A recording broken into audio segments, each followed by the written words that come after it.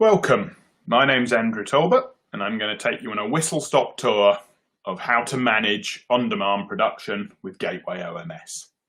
Now I'm presuming most of you watching this webinar are familiar with what I mean by on-demand production, but let's just quickly start by saying on-demand, as the name suggests, is when something is produced on demand. Generally that's printed or decorated, and that's what we're going to focus on for this webinar. So what are we going to cover? It'll be about a 15-minute presentation. Who's it for? Well, on-demand fulfillment is for anybody. You know, the biggest brands in the world like Disney or Nike are very into on-demand production. Or it could be you in your garage with a small printer, or you in your bedroom just automatically drop shipping orders. So really, on-demand fulfillment is for everybody nowadays, and it touches almost all businesses in some way, shape or form. Another word you might use for on-demand is dropship. If you're getting somebody else to do it for you, or personalize or customize, there's quite a few different terms for it. I'm also going to cover for you today options for in-house production, core software features that we provide and think you need to be successful, some essential time-saving concepts, what you should outsource, when you should outsource, so that's the dropship model, can you do both together, and what are your supply chain options. So two things really, they all group into printing yourself or automatically drop shipping with others. So let's start by looking at what your production options are. So nowadays, the cost of equipment, you can obviously spend millions on the best state-of-the-art equipment, but equally you can actually spend £200 or £300 on a printer and be in business. So the common types, the most common type is sublimation.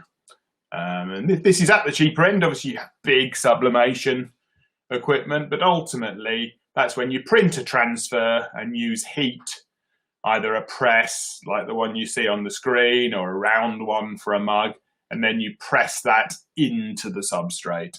So sublimation can be used for hard or soft goods and is probably the most common on-demand production method. I would say the next most common and probably the highest volume method is direct to garment. So that's like having a printer in your house that prints on a t-shirt or fabric. So it's kind of as simple as that, you know, none of your old-fashioned screens with screen printing, etc. Then you've got digital print, which is really just a higher volume of a laser or inkjet printer, things like greetings cards. CVT, cut vinyl transfer, is when you print a transfer and unlike sublimation, it doesn't go into the product, it sticks on top of the product. Still popular, but a slightly more labor intensive. Embroidery, you've now got single head embroidery machines, you know, that's just like a sewing machine in a way. They're very popular now. And engraving has always been popular. You know, you can go on your local high street to your Timpsons or whatever and get things engraved. And you've got direct UV, which is one of the more modern print methods, and that can print on virtually anything, leather, plastic, metal. Again, it's kind of like the t-shirt printer, but printing on hard goods. And then label print. You've got some more sophisticated label printers now that print labels that you almost can't tell are labels. So any one of those machines can be powered by Gateway OMS for your in-house production.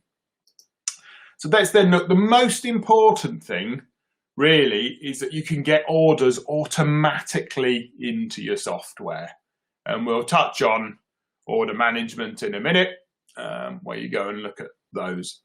Let's next touch on, before we look at receiving the orders into your software, let's look at your dashboard. We think a dashboard is really essential.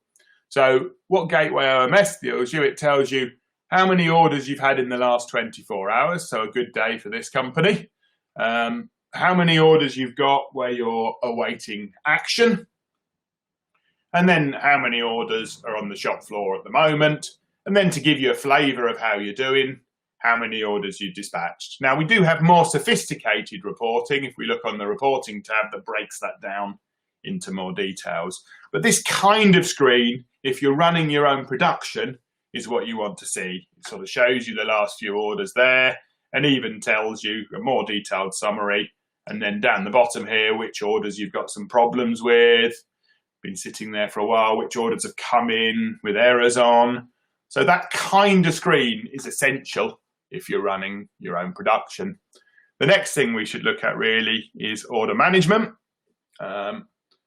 So if I go into that, this shows me a typical order management screen. So it shows me the orders as they come in, kind of tells me by the icons on the end how many on here, and just lets me see, and it kind of goes back to the channel idea, where all the orders are coming from as they come in. This is good for customer service as well. So you can receive the orders. We've got lots of integrations. You know, we can pull orders direct from Amazon. We can pull orders from your website. If you're a trade fulfiller, we can pull orders from other retailers. So the idea is that platform you've just seen, the order management system, sucks all the orders in, and the dashboard lets you look at how you're doing on those orders. We have different actions then on the orders, but in reality, once you've got the orders, if you've got one machine, then life is quite simple. You could literally go here to your production screen, hit the print button, and the OMS software will send it to the right printer because you've set it up. So it's literally, here's my orders, hit the print button, they print. But obviously, if you're handling larger volumes of orders, batching and routing is important. And we handle both of these core concepts. And I would say if you're doing more than 100 orders a day, you need batching or routing to be profitable. So let's take routing first. Routing is quite simple. It's almost just like automatically sorting your orders into piles for you. So these orders are come in and they're for the engraving machine. If you wanted to be a bit more sophisticated with routing, these orders have come in, they're for your DTG machine and they're for white t-shirts. So you want to do the white ones first. Or these orders have come in and they're for children's t-shirts, so you need a different setting on the machine. So I want to do those first. Or maybe these orders have come in and they're all for next day dispatch, so I want to do those first.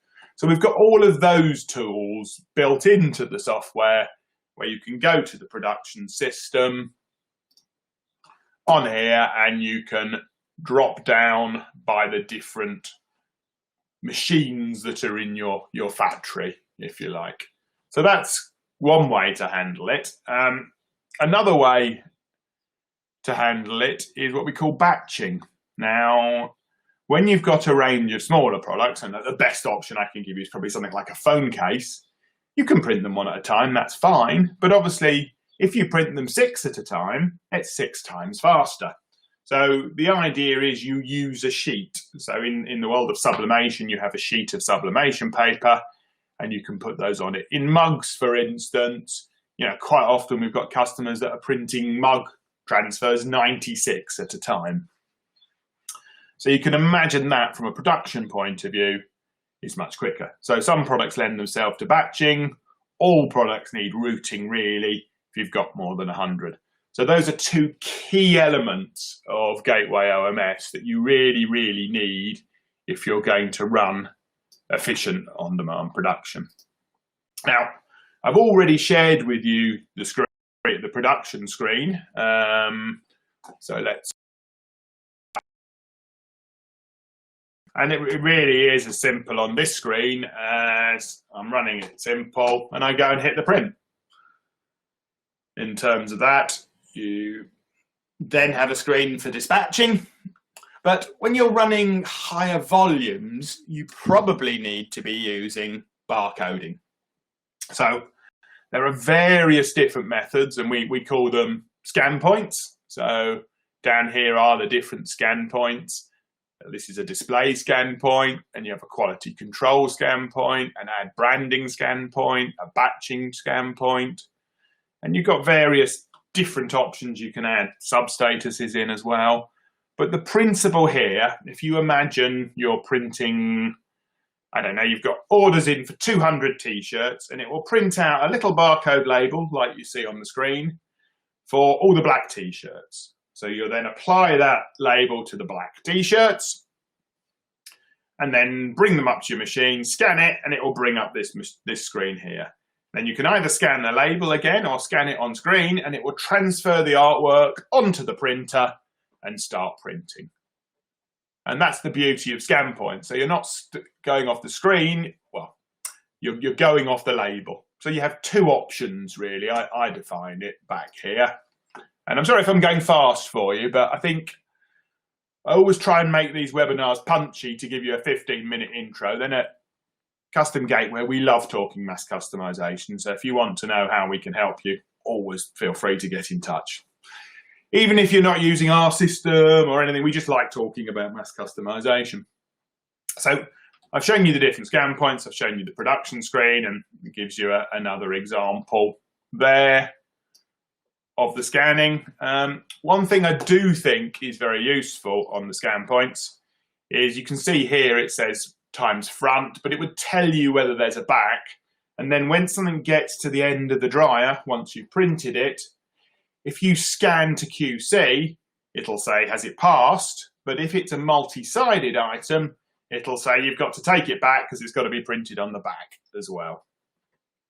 So that's a very useful feature for managing your production.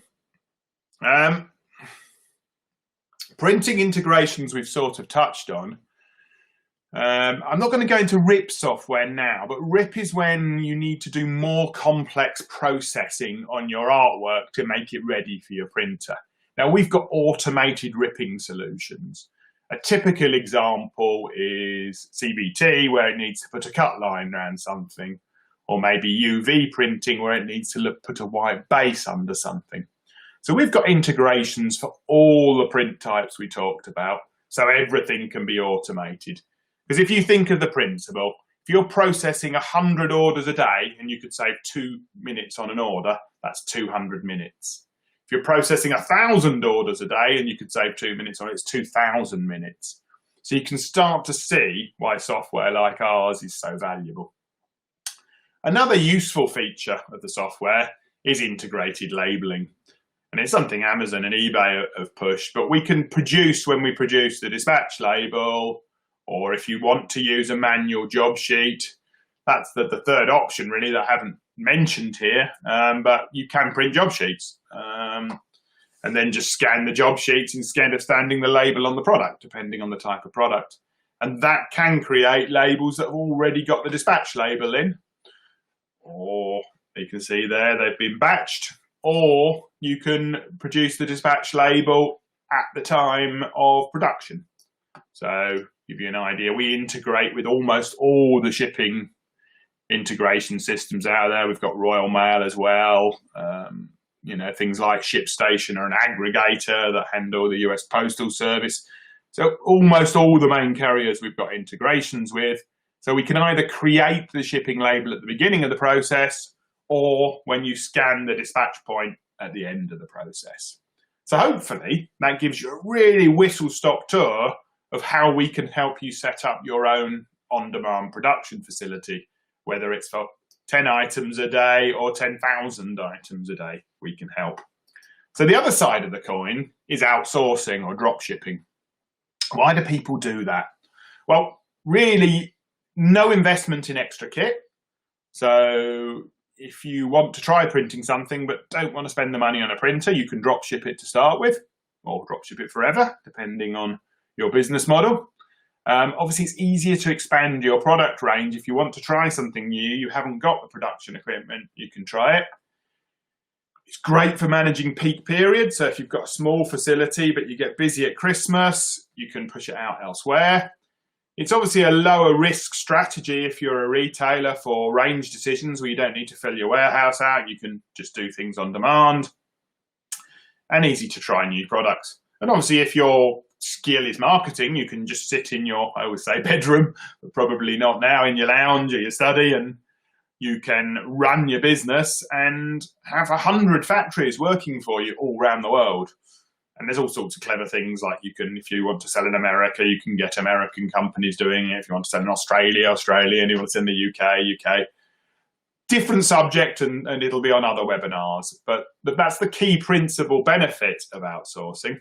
Now, one of the things I think is particularly useful, I don't know how well you can see that on the screen, but our system gives you a full audit trail. So it lets you see what's happening at your suppliers for managing your business. So it tells you here that this order arrived yesterday, the 23rd of April at this time.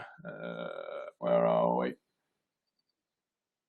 9:39, and then by 12:13 it had gone into production. It had been consolidated. That's an interesting one. If something's a multi-line item, our software will also say to you, this is one of two. So instead of making you dispatch it at the end of the process, it says put it in bin number 1. And then when the next product comes through, it'll say, right, this is ready for dispatch. Go and get the other one out of bin number 1. And it automatically. So it manages that too. But it gives you a timestamp process on when somebody's done everything. And that does it for your own production too. So there's actually no reason why you can't mix and match, why you can't print some products yourself and have some outsourced. And from a customer's perspective, it's virtually the same. And you've got this really clear audit trail of what's happening.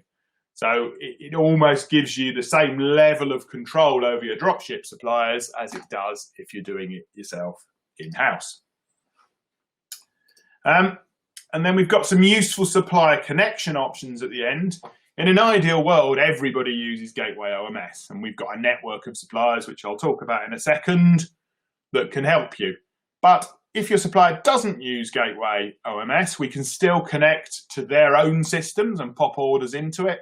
We've got an API so they can do it themselves, or you can actually give them a login to your system, which only shows them their orders.